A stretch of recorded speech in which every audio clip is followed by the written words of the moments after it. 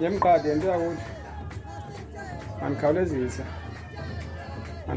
ingqondo enze kanjena ndixolele uba besendaweni emnyama ndinefowuni endizisebenzisayo izifowuni ze-200 okay mandenze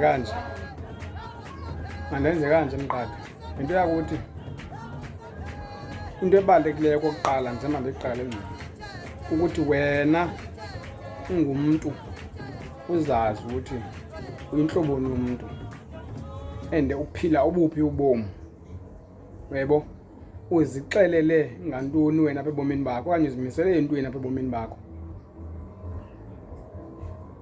Into yoba nditsho ngqina i-most yamadoda okanye ubuninzi bamadoda agxeka okanye athi ukutyikimba into yamakhwenkwe ngala madoda izinto ezininzi zobudoda azigamfayo angazenziyo. Into ayigadileyo kukutyikimba qha. Ukutyikimba nto yakuthi kum ndingumsona ayonto yamakhwenkwe, kum yinto yomntu okwaziyo ukutyikimba nomntu oyithandayo le nto ayiphiweyo, ngoba ukutyikimba kum ndiyithatha njengesiphiwo sam. E-Eastern Cape Mqadi sicinezeleke kakhulu mnganam. Iziphiwo zethu siziyeke zemkana amanzi because of igama lobudoda elingazumka kuba usuke wenza le nto yakho iphiweyo okanye le nto yakho uyithandayo apha ngaphakathi entliziyweni.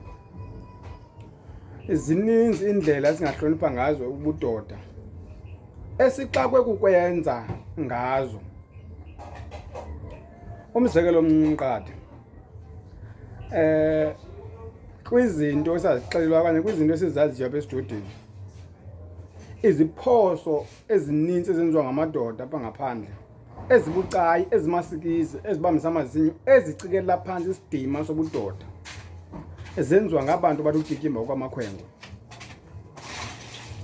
Andifuni ukwenza imizekelo emininzi ke izawubangela uba ndiqhathe nabantu, kodwa qaphela ubuninzi babantu bathi ukutyikimba into yamakhwenkwe ukuba benzani bona apha ebomini babo ngobudoda babo. Mandikushiye Mqadi, ndiyindoda nto yakuthi.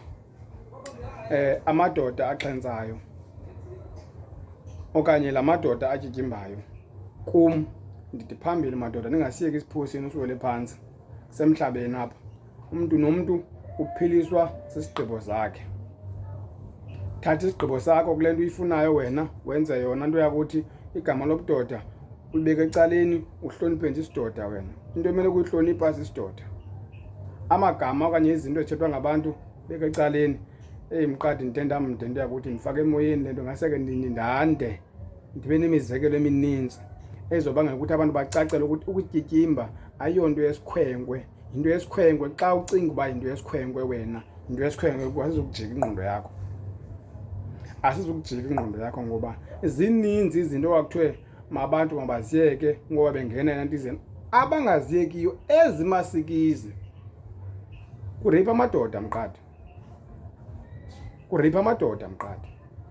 Iyandichukumisa le nto yakuthi because ininzi nyhani le nto, ininzi le nto. Kureyipha amadoda nto yakuthi. Ngamadoda la angafuni uqokelela inkomo zakamakwawo, angabuyiyo kayihambile indoda ithatha 3 days 4 days ingalali kowayo.